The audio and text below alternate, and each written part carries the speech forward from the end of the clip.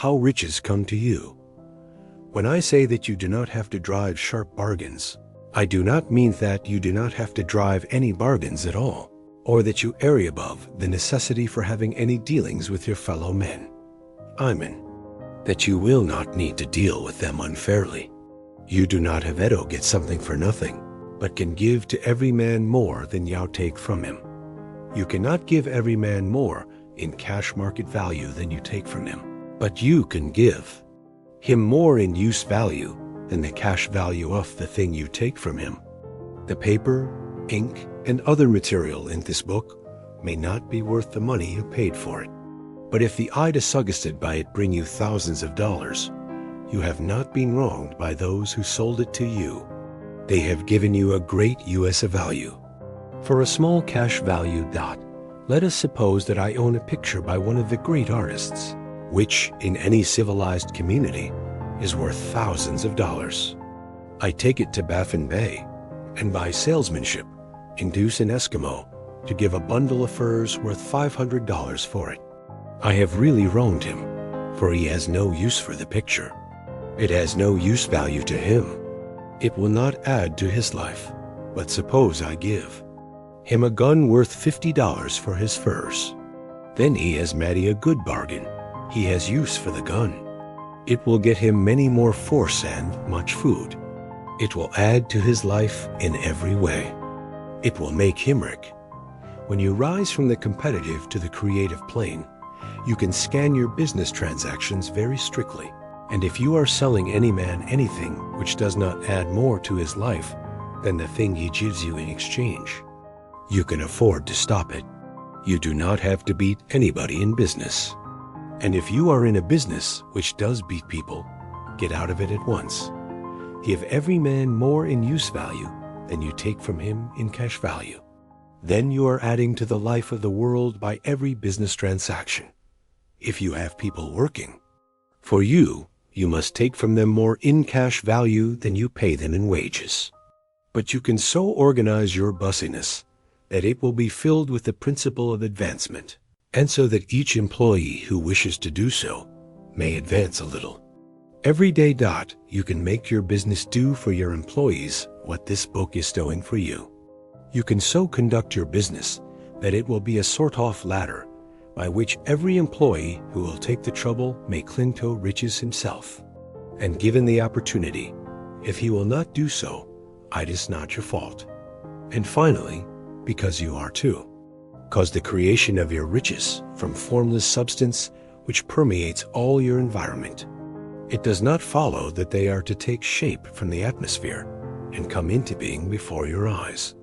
If you want a sewing machine, for instance, I do not mean to tell you that you are to impress the thought of a sewing machine on thinking substance, until the machine is formed without hands, in the room where you sit or elsewhere.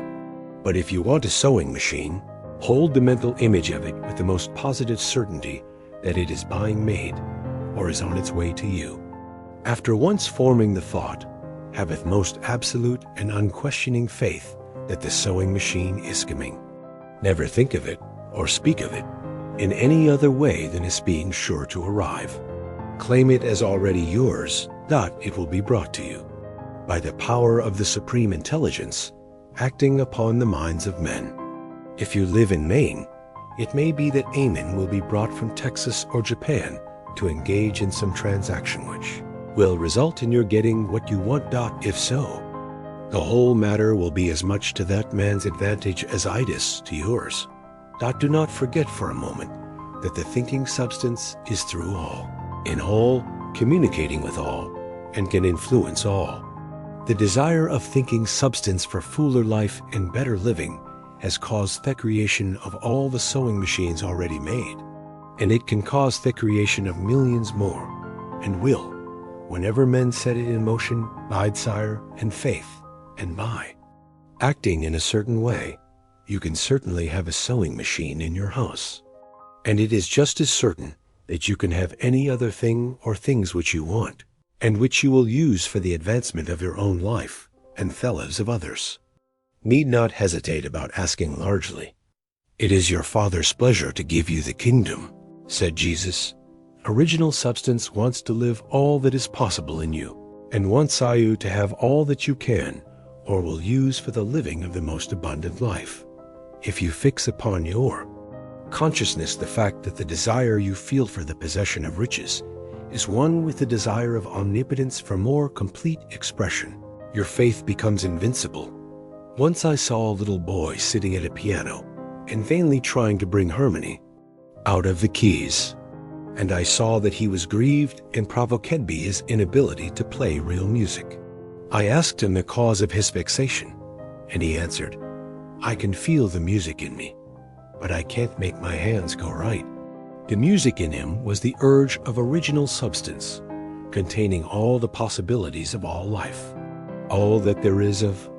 Music was seeking expression through the child. God, the one substance, is trying to live and do and enjoy things through humanity.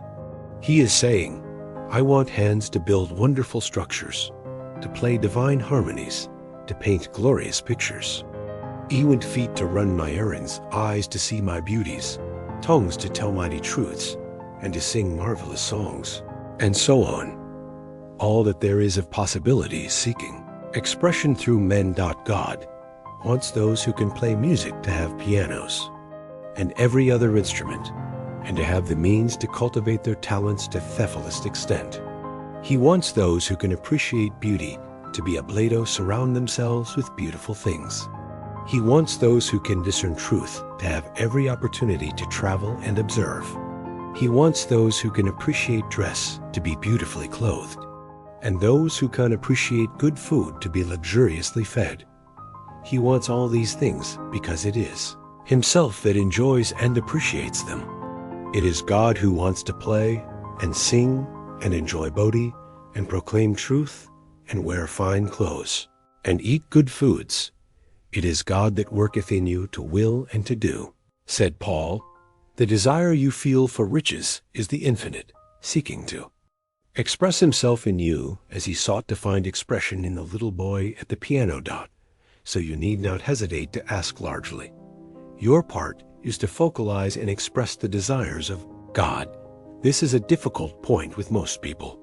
They retain something.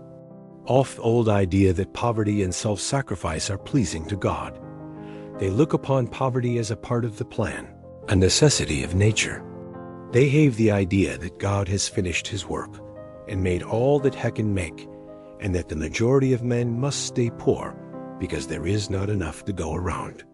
They hold to so much of this erroneous thought that they feel ashamed to ask for wealth.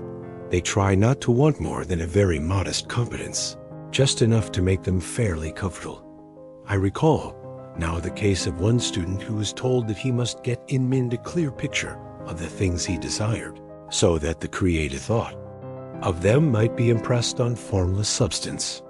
He was a very poor man, living in a rented house, and having only what he earned from day to day.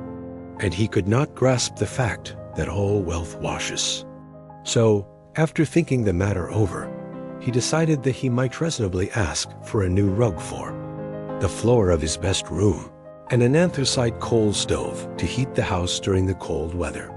Following the instructions given in this book, he obtained these things in a few months.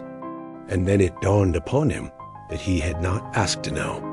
He went through the house in which he lived and planned all the improvements he would like to make in it.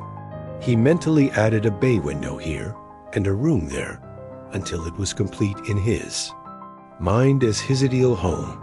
And then he planned its furnishings. Holding the whole picture in his mind, he began living in the certain way and moving toward what he wanted. And he owns the house now and is rebuilding it after the form of his mental image. And now, with still larger faith, he is going on to get greater things. It has been unto him according to his faith, and it is so with you and with all of us.